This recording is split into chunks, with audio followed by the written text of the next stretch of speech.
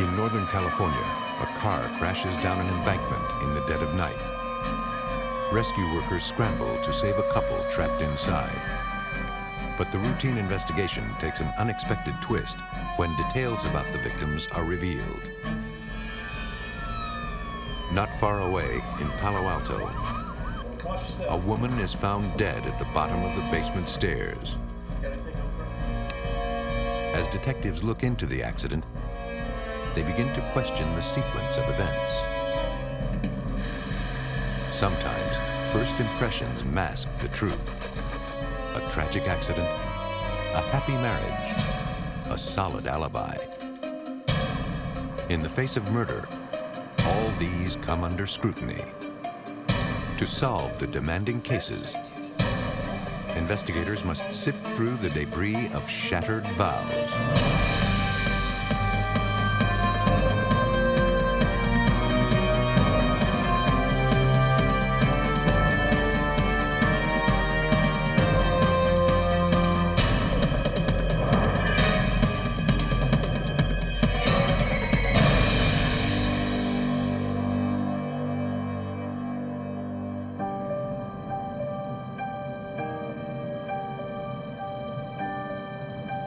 In this episode, some of the names have been changed. El Dorado County, California, the Golden Country, where traffic is light and barely lit roads are the norm. On October 27, 1992, one of those roads offered up a deadly turn. Around 8 p.m., a man driving alone noticed swerving headlights in his rearview mirror and heard a crash. When he looked back, the car was gone. Fearing that someone was seriously injured, he turned around and pulled off to the side of the road.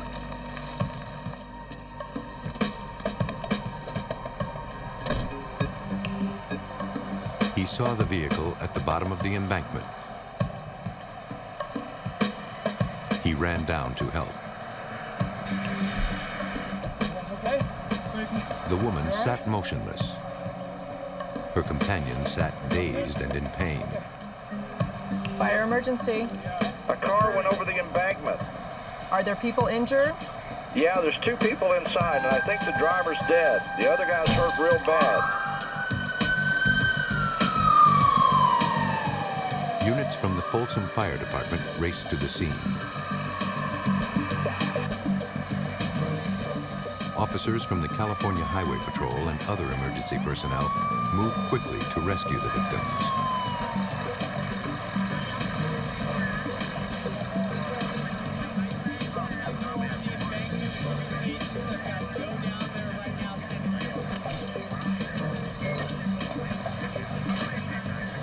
Rescue workers carrying equipment helped each other down the steep embankment.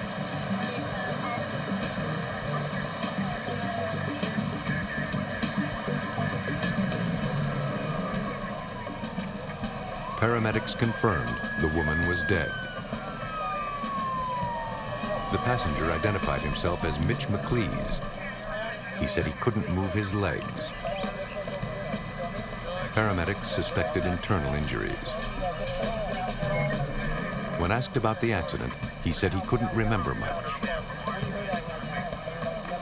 He told them he was a friend of the woman who was driving. Her driver's license identified her as Susan Moyer, a 52-year-old woman from El Dorado.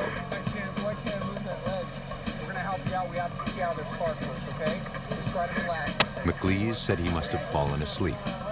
When he woke up, they were in the ditch.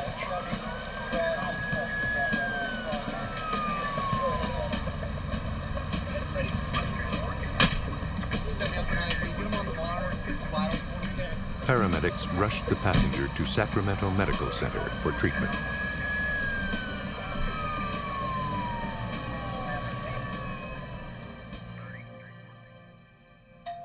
A deputy from the El Dorado Sheriff's Department arrived at Susan Moyer's home around 11 p.m. He told Ken Moyer his wife had been killed in a car accident. The officer asked questions, gathering information about Ken's wife, Susan, and her passenger, Mitch McLees. Moyer said McLees was one of his employees. He also told him that McLees helped them move to California from Sarasota, Florida. Today, so I can just start in the kitchen tomorrow? Ken and Susan were newlyweds, and McLees stayed on to do some work in their new home. That evening, Moyer had to leave for an appointment around 7:15 and couldn't take McLees back to his hotel. Okay, all right. Thank you. Susan offered to drive him when he was done. Hey, Mitch. Gentleman that was with Moyer you said when he returned home around 8:30, Susan still wasn't home, and he began to worry. He drove around searching for her. Moyer told the deputy he blamed himself for the accident. He said if he'd taken McLees home, Susan would still be alive. No, I left. The next day, an autopsy was performed. X-rays revealed the victim's 4th and 5th cervical vertebrae had been fractured and dislocated. Susan Moyer had broken her neck. The victim's eyes were black and swollen, indicating Susan's head hit the steering wheel on impact. According to police reports, the car had rolled down the steep embankment. The coroner determined her injuries were consistent with the accounts. The death was ruled accidental.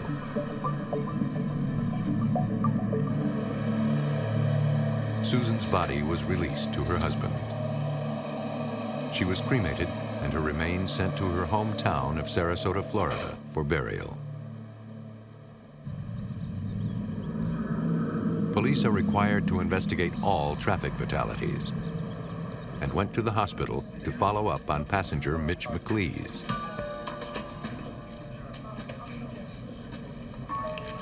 Do you mind if I actually take a look at that? But the nurse informed the officer that McLees wouldn't let the doctors perform any tests and had checked himself out hours earlier. A few hours ago, he left a couple friends. Against doctors' orders. At the El Dorado Sheriff's Office, Lieutenant Jim Roloff had questions. The only witness to the accident had left town, and it seemed suspicious. Our seriously injured victim, who was supposedly in the hospital dying, has checked out and gone home to Washington, the state of Washington. So, at that point, things started not looking too good. Lieutenant Roloff reviewed the autopsy report for anything out of the ordinary. He found nothing. But all that was about to change. Lieutenant Roloff. Hi, this is Detective Beecham from the Sarasota. In Sarasota, Florida, a detective from the Special Investigations Unit relayed information to Lieutenant Roloff from Susan Moyer's family. She said they didn't believe her death was an accident. Florida investigators told Roloff they conducted a preliminary background check into the Moyers. Going to do a reconstruction on this. They discovered Susan was recently awarded a $3.7 million settlement when her first husband was killed in a small plane crash. According to family members, Ken Moyer came into her life shortly after she received the money. This information raised suspicions. Yeah. Roloff and his team decided to re-examine the accident. The first thing that had to be established is, how did this woman die? And was it, in fact, as a result of injuries suffered in the accident, or was it from some other means? California Highway Patrol's major accident investigation team, known as MATE, was called in to help find an answer. At the scene, the investigators reconstructed the accident. The next one? They measured the slope of the embankment and the length of the tire tracks to learn exactly how the car ended up in the ditch. Paul Whiting headed the investigation. We get an approximate speed of the vehicle, the amount of time that it took for it to come to a stop. From that, we can calculate the forces, the approximate forces that the vehicle experienced as it dissipated its energy coming to a stop. Broken branches would also help gauge the force of the car's descent. The greater the damage, the harder and faster the car tumbled. Though the trees showed scars of the accident, Whiting and his team found that the damage was minimal. We determined there simply wasn't enough force generated to the vehicle and thus to the occupants of the vehicle to produce the deadly injuries that she received. The investigation team now needed to closely examine the car, which had been towed to the impound lot the night of the accident. Paul Whiting was puzzled. He found the car's condition particularly unusual. We could find no significant damage to the interior of the car. We checked the steering wheel. It wasn't bent in any direction. There was no marks in the dashboard. The pedals were all intact. There was nothing on the interior of the car that would have suggested a significant human impact with any of those structures. Investigators checked for blood or fibers to determine if Susan Moyer or her passenger had hit the windshield. No evidence was found in the glass. Whiting concluded the glass shattered from the stress of the collision and not because one of the passengers hit their heads on the windshield.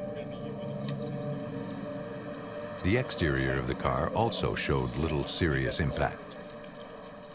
The damage to the left front is the only damage that is significant at all. At the most, it would represent a speed change of 10 miles an hour. Now, the forces in a 10-mile-an-hour speed change would be comparable to backing into a light post from a parked position. So it's not the kind of forces that we would expect to see fractured necks or death-producing injuries from.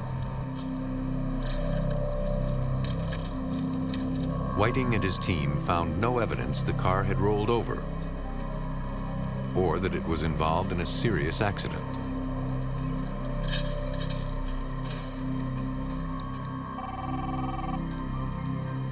Lieutenant Roloff read the mate report and grew more skeptical. I got a favor. As you start down this road, everything you're developing says that this accident is not what it appears to be. Authorities now believed Susan Moyer's death was not an accident. But proving it would not be easy. Susan's body had been cremated and all physical evidence of her death destroyed. In El Dorado, California, Susan Moyer was found dead at the scene of a car crash. After reconstructing the accident, investigators now believed she was murdered. And they discovered there was a possible motive. Police grew suspicious after they learned the victim's new husband stood to inherit almost $4 million upon her death. Detective Sergeant Hal Lamb of the Homicide Division discussed the mate findings with Lieutenant Jim Roloff.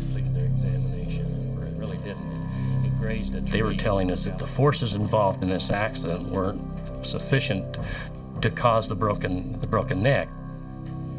Because Susan Moyers had been cremated, Detective Sergeant Lamb had to rely on the original autopsy report and details observed at the scene. Fortunately, the night of the accident, we had a sheriff's corner investigator that had gone out and took a series of photographs of Susan inside of the vehicle, and so we had those to work with. The photographs revealed the position of the body, blood patterns on the victim's face, and bruising around the eyes. Armed with this new information, investigators turned to the Sacramento Forensic Services Department and Chief Medical Examiner Gregory Schmunk. He reviewed the reports, photographs, and eyewitness accounts of emergency personnel at the scene. The description that there was bruising around both of the eyes within seconds to minutes after the accident, as described by the paramedic on the scene, would be very unusual. It takes some time for that bruising to occur because the blood has to seep through those soft tissues. That indicated to me that the death had occurred prior to her driving off the road. The photographs also showed dried blood patterns on the victim's face. These blood stains ran down the side of the victim's face toward her ear. But the effects of gravity after the accident should have made the blood drip down the front of her face. The blood pattern on the body was not consistent with the way she was positioned in the vehicle. Schmuck closely examined the autopsy report in light of the California Highway Patrol's analysis of the accident. There was a fracture of the mid-neck that was inconsistent with any type of fracture that I'd ever seen in a motor vehicle accident, such as the type that Susan was in. There was no rollover, there was no significant impact. So the location of the fracture was unusual for that type of incident. I'd concluded that the fracture of the neck and therefore the cause of Susan Moyer's death was not due to a motor vehicle accident. Now they needed to find out exactly how this woman died and who wanted her dead. It's worth it, though, I think. They turned to her husband, Ken Moyer, and the only survivor of the crash, Mitch McLees. But McLees had abruptly left town after the accident. And Ken Moyer had returned to his home in Florida, where he owned a sporting goods store. Police spoke to those closest to the couple. They were hoping to find out more about their relationship. Close friend Kyle Dallinger lived nearby. Hey, thanks a lot. Kyle told police Ken Moyer was distraught the day after the accident. Sir, what are you doing? Moyer asked him if he would drive him to the hospital to pick up his friend Mitch McLees, who was checking out. The neighbors said he saw Ken Moyer hand McLees a plane ticket. Yeah, I overheard a phone He was call. told Mitch McLees was not going home, but relocated to a small town outside of Seattle. Did he make any comments to you about this? Given this new information, the police were beginning to uncover a murderous plot. We really felt that Ken Moyer was the brains behind this whole thing. We thought that it was a homicide for money at that point, and we felt that Mitch McLees was just a hired hand. Detectives went to Washington to interview McLees. When detectives identified themselves, he was shaken. Yeah, actually, we're detectives from El Dorado County Sheriff's Department. I'm Detective Hal Lamb. This is Detective Bill Wilton. We're here to talk to you about the accident you were involved in with Susan Moyer. McLees stuck to the story that Susan was driving and he had fallen asleep.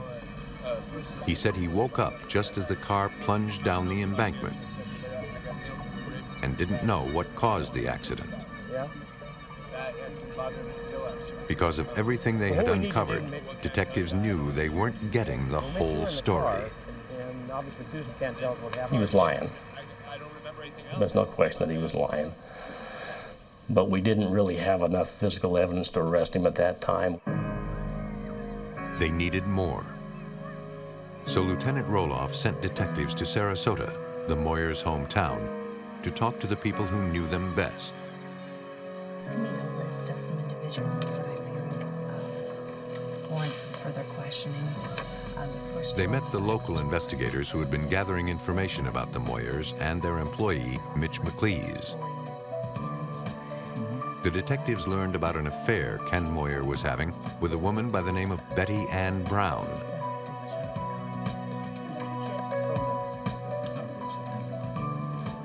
Detectives interviewed Brown, who admitted she'd been seeing Ken for the last 2 years. I know he was very upset. She was shocked when she heard he was getting married. And I'm being interviewed. assured her that his marriage would not interfere with their relationship. This card's okay? Absolutely. And Ken Moyer kept seeing Betty Ann on a regular basis. Don't you want that? Yeah. Once, I believe. She admitted that they'd had an intimate encounter just before the wedding. The day of the funeral, they had an intimate encounter after the funeral, and she even gave us the location and the time of the motel that she met with him. Detectives began interviewing employees at Ken's sporting goods store, and it seemed as if everyone had a similar story to tell. According to everyone who knew him, Ken's marriage to Susan was not about love. We learned from all the people that we had interviewed that it was apparent that Ken Moyer had married Susan for her money, and that Ken really didn't care for Susan. I asked him. He had told one of his employees, it was a question-answer thing, Eddie, do you know why someone gets married? And Eddie says, for love, and Ken says, no, it's for money. Police now had a clear motive, but the crime and the crime scene still remained unclear. They now believed the accident was staged to cover up Susan's murder. But linking Ken Moyer and Mitch McLees to the killing would take more than motive. It would take proof in the form of forensic evidence. California detectives began investigating an accident, but ended up uncovering a murder. They believed Ken Moyer had paid one of his employees to kill his wife, Susan. Although the circumstantial evidence was compelling, they had no physical proof. Investigators Lamb and Roloff now believed they knew how Susan had died, but they still had no direct evidence to prove that Moyer or McLees had killed her. Go over, take a look at it, and see where we want to go from there. Okay. Appreciate it. Thank you. 4 months after the crash, a newspaper article prompted a local handyman to contact police.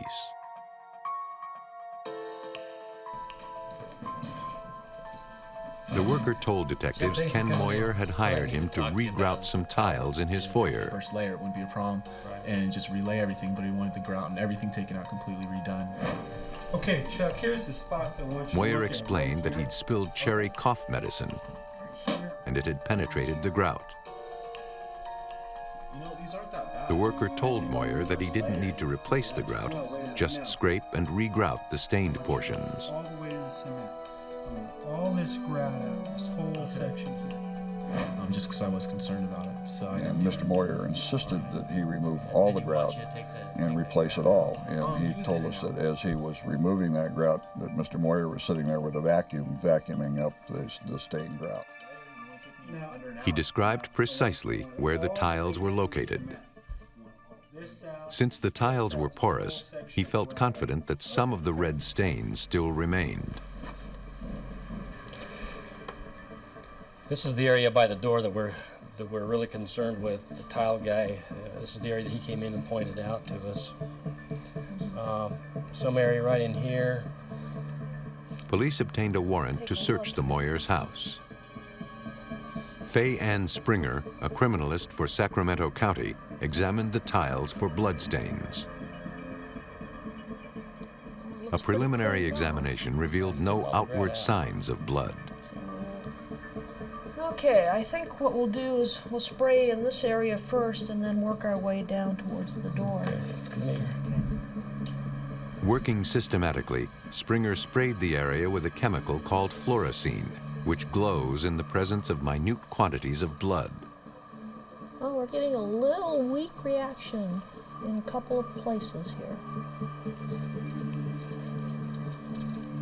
It doesn't identify blood, it only gives you areas of interest. And there were at least 2 areas of interest in the entryway. What we did then is request that those tiles be actually physically removed because the amount of blood was not visible to the eye, so we wanted to look at the sides of the tile to see if blood may have seeped between the actual ceramic tiles and in through the grout. The tiles were brought to the lab and did in fact test positive for blood. Springer then had to determine whether or not it was Susan Moyer's. And she wasn't sure this could be done. The amount of material was marginal for testing. It's very difficult to test bloodstains that are in grout or cement, but I thought there might be enough present on the tiles that they could get enough material, DNA material, out of it. Springer was right. The sample did contain enough DNA for testing. A comparison to the victim's DNA proved the blood on the tiles was Susan Moyer's. On March 27, 1993, Ken Moyer was arrested in Sarasota, Florida, and returned to California. Investigators pieced together the events that led to Susan's murder. Ken Moyer had courted and married her for money. After the wedding, he moved her to California, far away from loved ones who would ask too many questions. Moyer then enlisted Mitch McLees and gave him money to help him carry out the murder. On the night of October 27, 1992, McLees crept up behind the unsuspecting victim and broke her neck. The force of the break caused her nose to bleed and blood to spatter on the floor. Her death was instant. Detectives believe Ken Moyer helped McLees put his wife's body into the car. And I think that Mitch McLees sat in the passenger seat and reached over and steered the vehicle and probably operated the gas with his left foot. Ken Moyer was convicted of the first-degree murder of Susan Moyer. He was sentenced to life without the possibility of parole. Mitch McLees was also convicted of first-degree murder and received an identical sentence. Some killers will go to great lengths to hide their true nature and conceal their crimes. But in Palo Alto, California, it is the secret itself that unmasks a killer. Palo Alto is an affluent bedroom community of San Francisco in the heart of Silicon Valley. This quiet area can offer a sense of security and a refuge away from urban life. But sometimes danger is closer than it looks. 911 emergency. On May 5th, 2000, police dispatch received a 911 call. A woman had fallen down the stairs and was not breathing.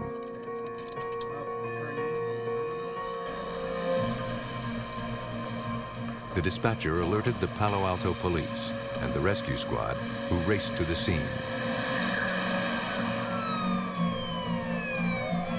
Moments later, police arrived at the residence of Mary Ann and William Slater. Despite all the rescue efforts, it was too late. That's all we got. Mary Ann Slater could not be resuscitated. 251 dispatch. Go ahead and dispatch me a coroner and a detective at this location.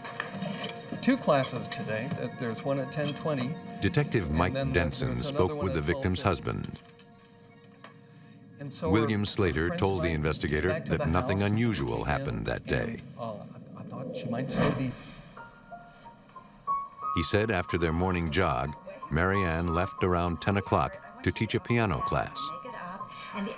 And he left the house an hour later to survey a new building site. Oh, have a good day. He stayed at the site until 1 p.m. For work, When he left to meet some friends for lunch, William said he received a call from his wife's work. I came back to the house. Hello? She had not shown up for her second Oh, class. that's strange. She was at home when I left. Did you try her cell phone? He grew concerned and called home several times, but there was no answer. Told me that she had William to show also up told for her- Detective Denson for it her was not second unusual case. for Everything Marianne was to go okay. home in We came between in the house, classes. but there she was at the bottom of the stairs. When he returned home, I he ran discovered down. the tragic She was a accident. music teacher. He said that he looked down the stairs and she was laying on the stairs and was not responsive. He told me that he believed that she had fallen down the stairs, and he noticed that she was wearing these particular shoes, and he knew that she had fallen in those shoes previously.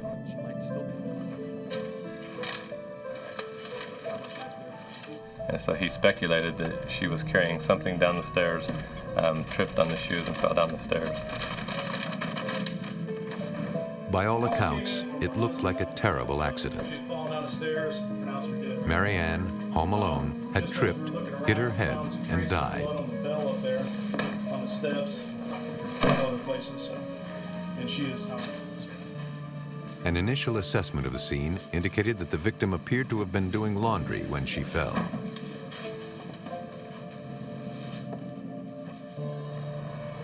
Like all unattended deaths, Marianne Slater's body was sent to the coroner's lab for autopsy. Assistant Medical Examiner Coroner Diane Vertis performed the examination and quickly became suspicious. See this? See the neck? Well, initially we looked for injuries consistent with the story that she fell down a flight of stairs. What we found was much different than what we were led to believe.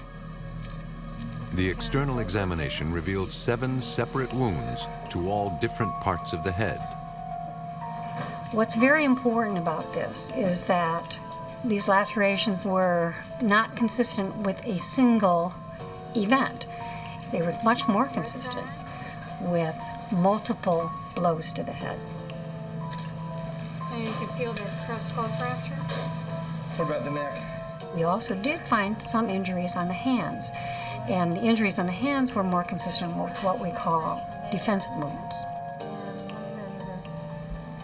Okay, we got a 1/4-inch laceration there. The evidence suggested Marianne Slater was beaten to death while trying to fend off her attacker. An internal examination revealed additional injuries to Marianne's neck. There were signs of strangulation. This, of course, was completely contrary to a simple fall down the stairs. This is something that we saw some signs of externally and became more evident on the internal exam. Dr. Vertis called in Dr. Gregory Schmunk, the chief medical examiner coroner for Santa Clara County.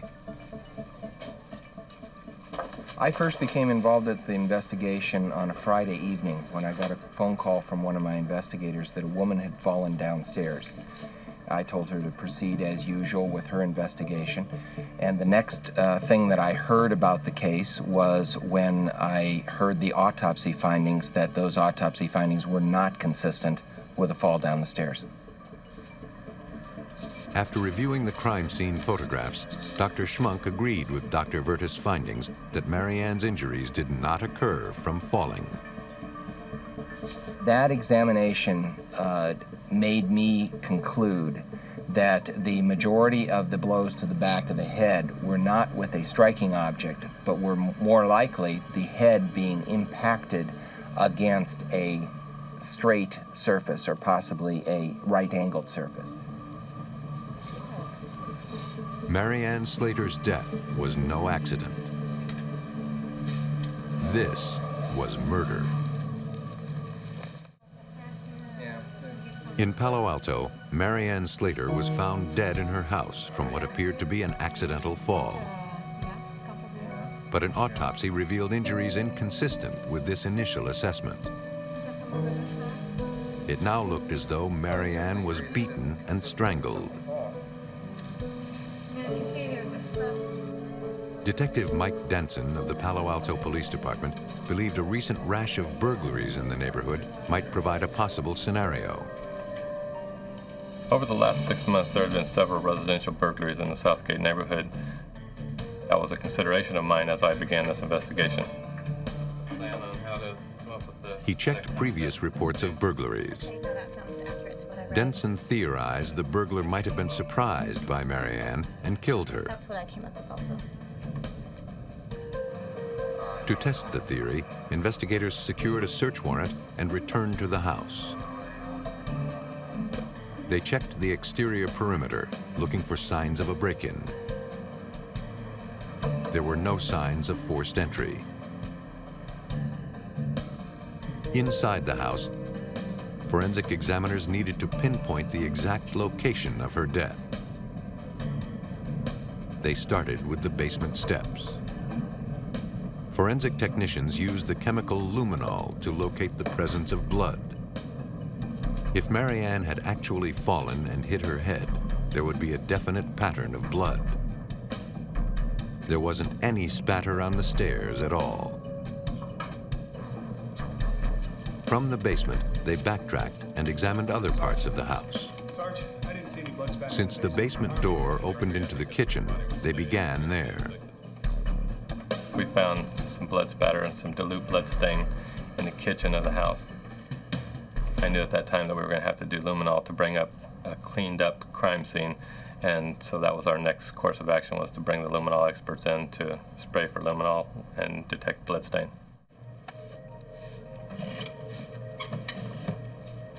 If a room hid a bloody secret, luminol would find it. And in this case, it did exactly that. Someone had tried to cover up a violent act. Chief Medical Examiner Gregory Schmunk.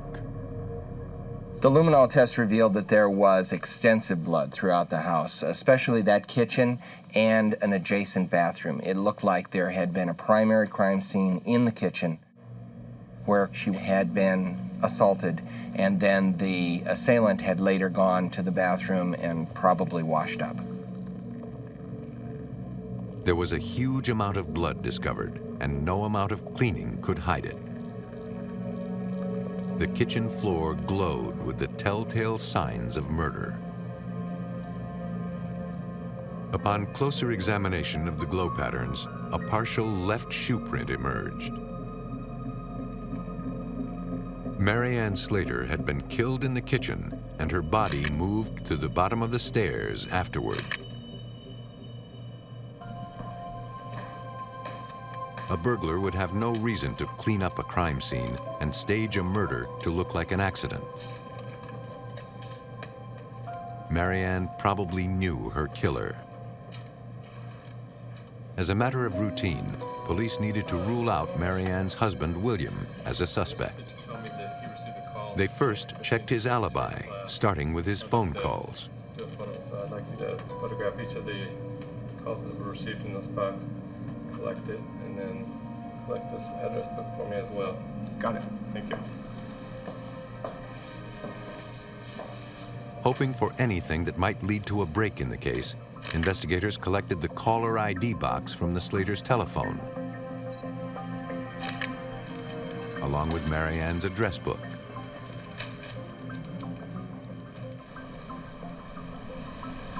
At the state crime lab, a DNA profile was made from the blood found in the Slaters' kitchen.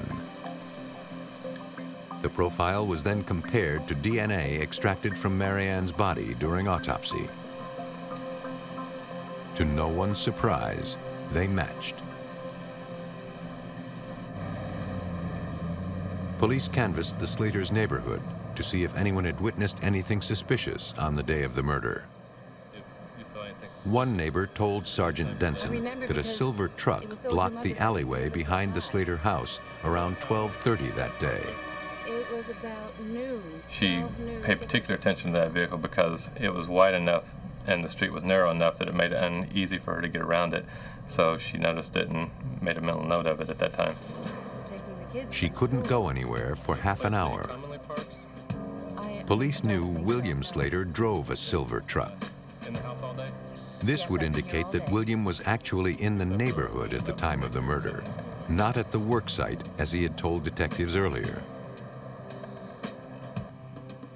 An officer searched the construction area for any evidence or anyone who could corroborate William's story. He found nothing. Across the street, the officer noticed a driving range that had a fairly good view of the vacant lot.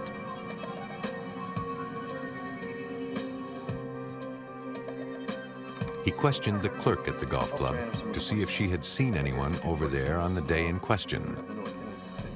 The clerk said that she knew William, and although she was working that afternoon, she hadn't seen him or anyone else there.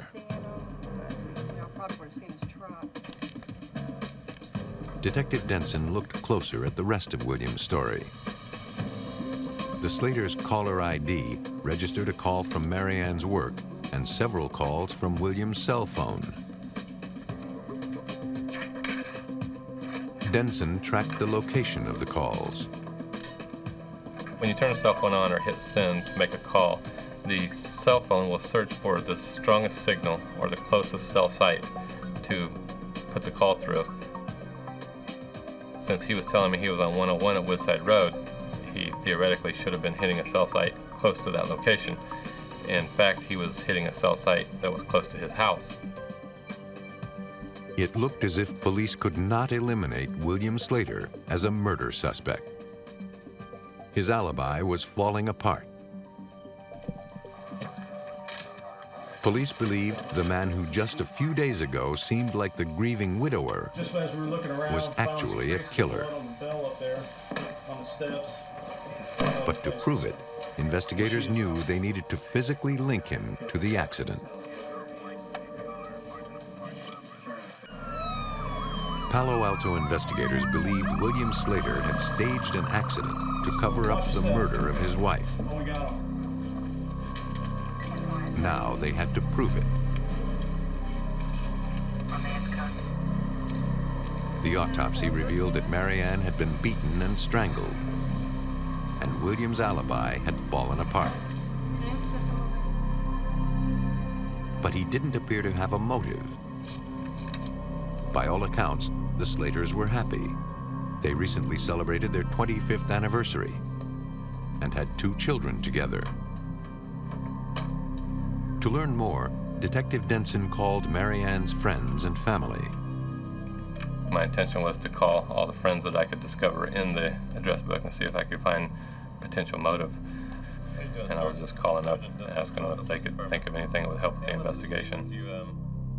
And ultimately found a friend that was aware of an affair that occurred some 20 years ago. Edward Dale had been a friend of Marianne's for most of her life. Hi, how you doing, sir? This is Sergeant Mike Denson with Palo Alto Police Department. Denson interviewed Dale about his relationship with Marianne and William. About 15 years. He told the detective he had an affair with Marianne. During the time of the affair, Marianne became pregnant with Dale's son. William Slater raised the boy as his own, never suspecting he was not the father of the child. The last time Dale saw Marianne, she told him she planned to reveal their secret to her son on his graduation day. Dale said he was relieved. The secret had gone on too long. The family secret provided police with a possible motive, and Detective Denson did a little more digging. I did a thorough investigation using the FBI Financial Analyst Unit in Virginia, and I had them do the full financial records check. He learned the Slaters had money problems, and their finances were dwindling away. He was doing his own business, but it was not bringing in very much income, so we basically found them to be broke. Denson learned through friends that Marianne was not aware of their financial problems. William Slater seemed to have many secrets, but investigators still had no physical evidence linking him to murder.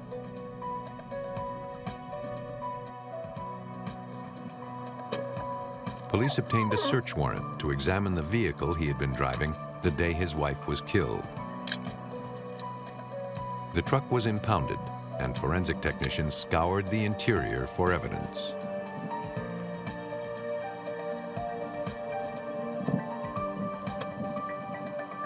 stashed underneath the front seat was a T-shirt. A stain that appeared to be blood was discovered. The shirt was bagged and marked as evidence.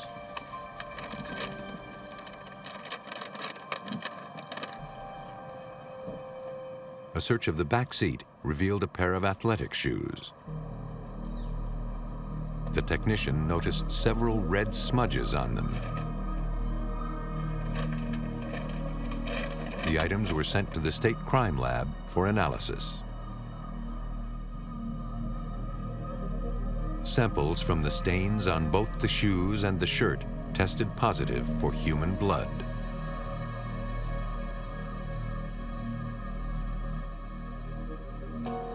To determine whose blood it was, DNA was extracted from the samples, following careful procedure to avoid contamination of the evidence. A computer-aided comparison was made between the samples and the DNA of the victim, Marianne Slater.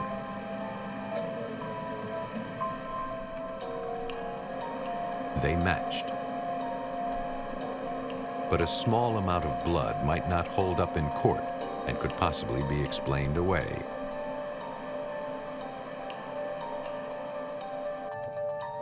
A print expert examined the left shoe found in Williams' truck to see if it matched the tread pattern found on the print in Slater's kitchen. After the shoe was inked, a sample print was carefully made and a transparency was created.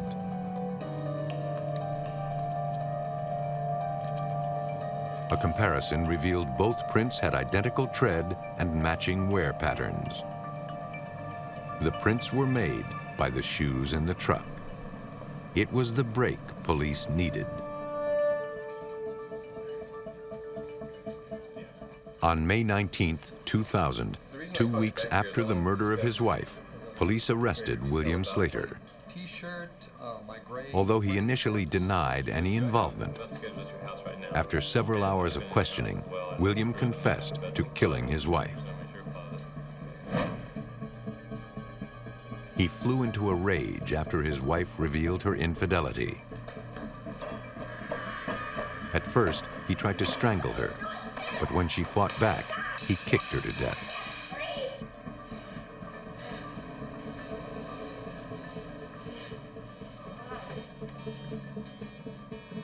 He then placed her body at the foot of the basement stairs to stage the accident.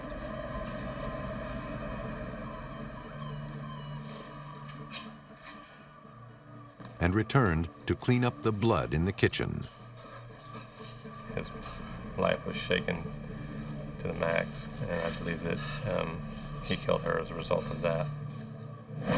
In addition, they were financially unstable at this point, and his whole life was about to change or changing. William Slater was convicted of second-degree murder and sentenced to life in prison. Killers who are closest to their victims often believe they can cover up their crimes and fool investigators. But more often, forensic evidence is discovered, unmasking the deceit and bringing the perpetrators to justice.